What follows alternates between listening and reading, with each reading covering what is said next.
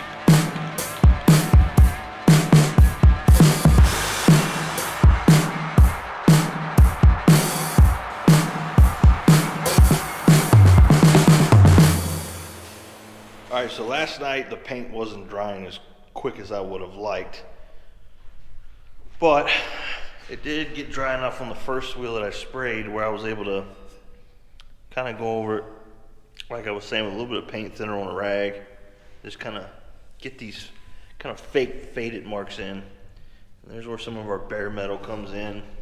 Tried to get spots where I knew there was bare metal kind of poking through.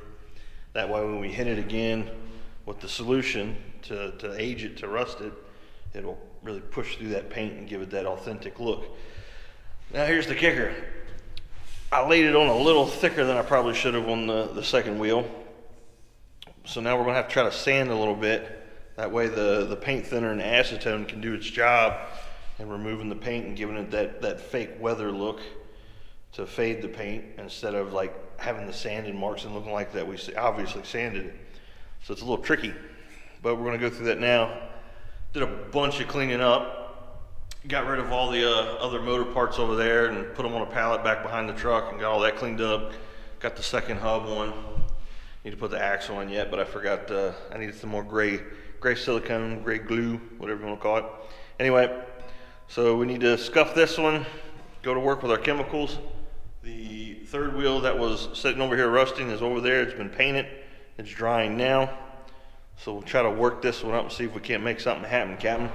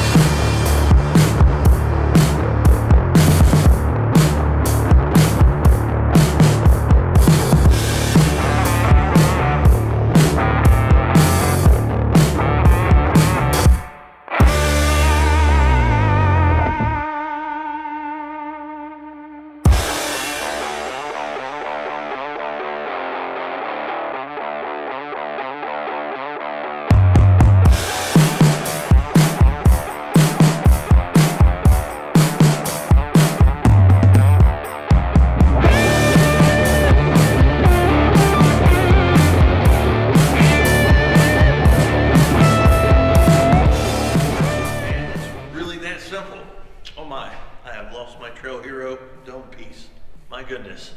Shout out to all my friends at Trail Hero, by the way. If you don't know what that is, you need to check it out, because they're awesome. If you're in off-roading, check out Trail Hero. That's all I can say. Anyway, moving on. So, went ahead, again, you've seen it, very simple process, a little bit of paint thinner, scuffed a few spots up with the sandpaper first, hit it with the paint thinner, just kind of rubbed it out. Rubbed it out, oh yeah. So, got all that done, matches this one now, and you can see the gloss in it. That's where the chemicals kind of still reacting with the paint a little bit. That will dry, it will reset up, it will adhere back to the way it was, just like this one did, and then you're good to go. We can start putting the solution back on the rust to bring the metal back through. You can kind of see here, there's the rusty metal. And there's different spots that I chose, so that way I can push through. And then the gray, the original gray that came on the wheels like that, even though it's been scuffed, it's now pushing through and it looks even darker and faded because of the black paint. And at one point you see me kind of dragging my fingers through it after the paint thinner because it was still wet and it was a very thin layer I'm dragging over top of it. So it really, let me see if you get the camera to stop messing around. You can kind of see in the pores where I'm putting that paint very thinly in there to kind of give it depth and dimension. So you'll have the rust poking through the gray poking through the black. It's a very faded black. It'll be, even though there's a sheen on it right now because everything's still kind of gummy. But once it dries, you know, it'll have depth to it and give it dimension. Then the rust will be pushing through everything just to kind of give it that old, authentic look. But that's that part of the process. Like, again, very easy, pretty simple. Probably should wear gloves. I'm bad about not following proper safety procedures. But anyway, that's all there is to it. It really is. So now again, we'll mix up another batch of solution with salt, and I'll probably use hydrogen peroxide because that rust looks dark enough now as it is. So probably do salt and peroxide and really just kind of not go as thick as I did last time. That way there isn't as much to clean up. Going to be a little lazy. So now we just, do the other three again, rinse and repeat, keep going with the process, but I'll probably mix up a batch here tonight or tomorrow night because I can't remember if I got enough peroxide to do any more. Might have to go get some more.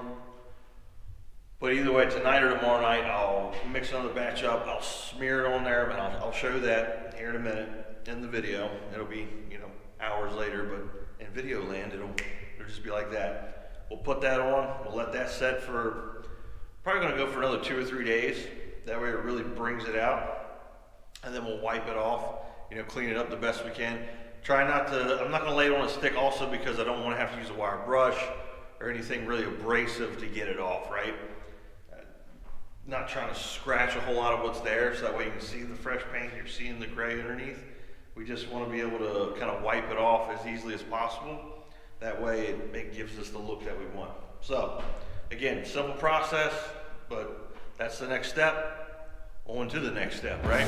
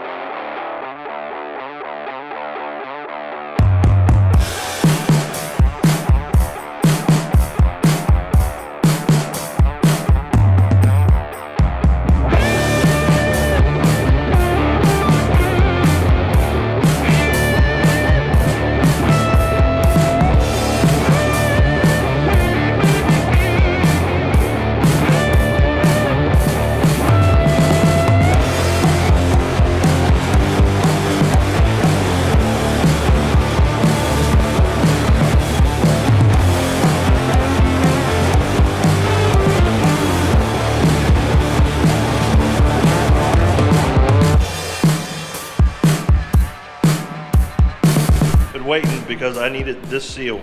This is an old, like, packed wheel bearing grease seal. And the camera won't pick it up, but you can kind of see it. That's actually a leather belt seal. That's what I think what they're originally called. But a leather belt, basically, is in this metal seal. And that's the grease seal for the front hubs.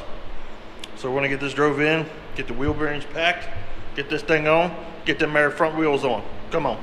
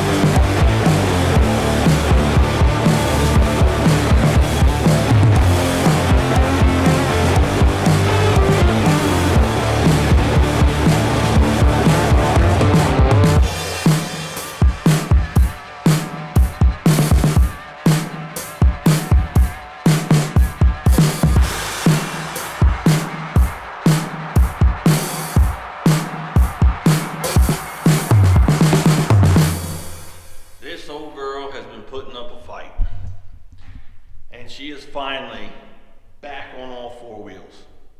New wheels, not the original wheels. But you know what I mean. It's back on the ground. It's been up in the air for roughly a month on jack stands. And finally all the seals, the brakes, wheel cylinders, all that fun stuff finally all came in. Thanks to Jamie Clouser. Shout out to Jamie. If I already have it, can't remember. It's been a long month. And there's a lot to go over. But the biggest thing, as you just saw, the aging process has been gone through on the wheels are on, and it has completely changed the stance. This is like a victory. After all the losses of losing all these battles, this is a big victory in my book. As it should be in anybody's build, when you finally get a bunch of things done, things accomplished, and you finally get to sit back and kind of look at it and get a better perspective of what's going on. So, without further ado, let's take a gander, shall we? Bam! 22.5 Steely wheels. Brand spanking new, 5-on-8 lug pattern.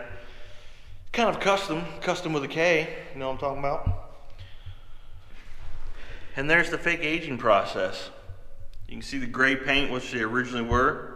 If you watch the first half of this little bit, if you will, these videos, 2-part video. See the rust poking through there. So if you remember, they were gray, shiny gloss gray, scuffed them all up, came in with the hydrogen peroxide and sea salt and the vinegar and sea salt, let that set up for a few days, really set into the metal to get the age and the rust in there. Then came back and lightly wiped them down. Didn't really sand them, didn't really scuff them, but just wiped them down real good with acetone.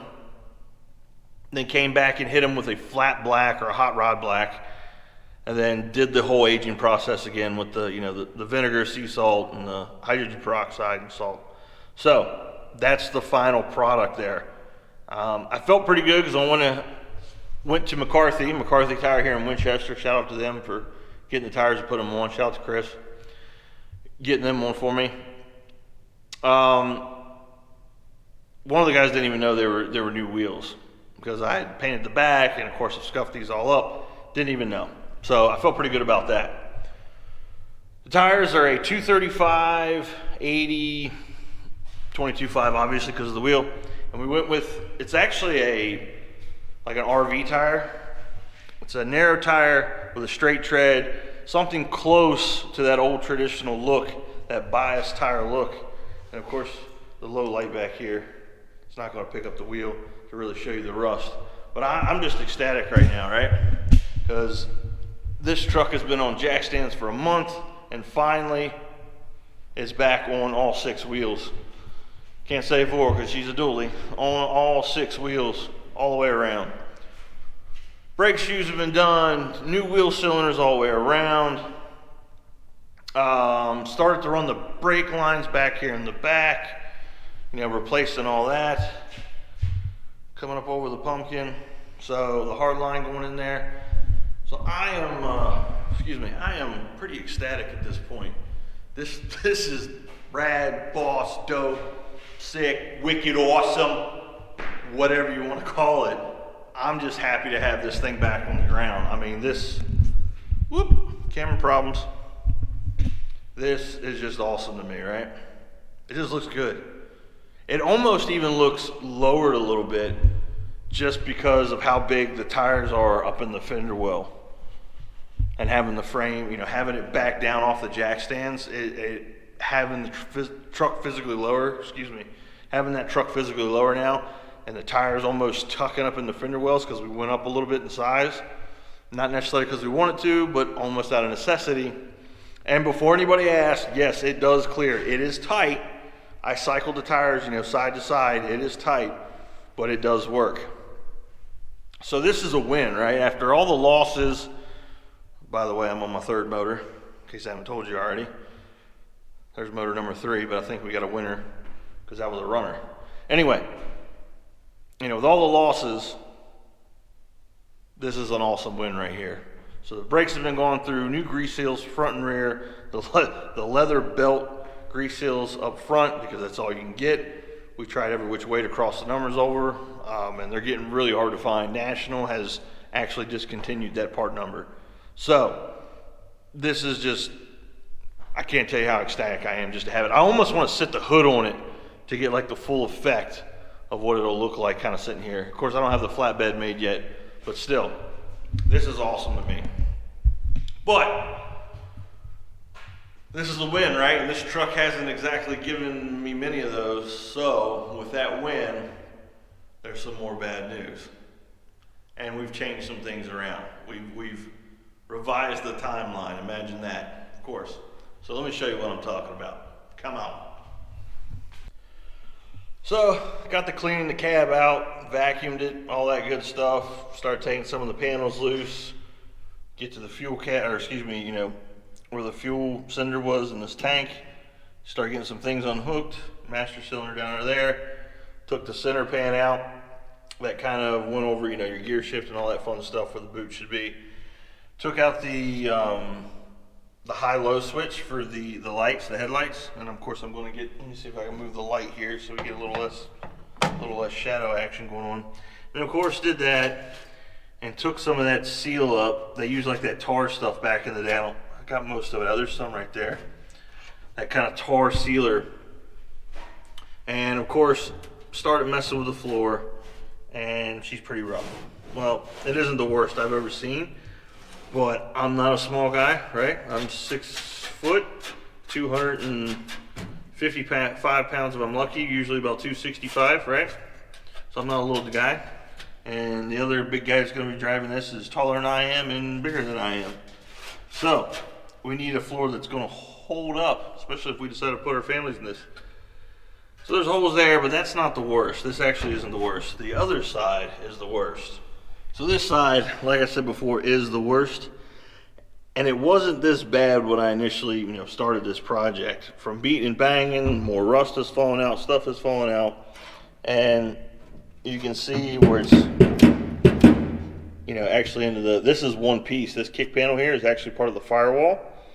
So it goes up at an angle and, bends up straight for the firewall. And that's happened. But when I took the center pan off, which is also rusted and has holes in it, it was what was holding the floor together to the kick panel or the firewall, right?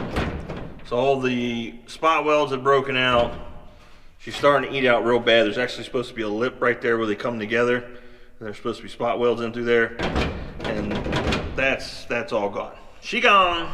And there's more rot down on the floor there. So, with all that going on in the cab, got with Scott, and I got with Miss Lisa, and I was like, hey, there's some issues, worse than we originally thought, now that we're really getting into the nitty gritty.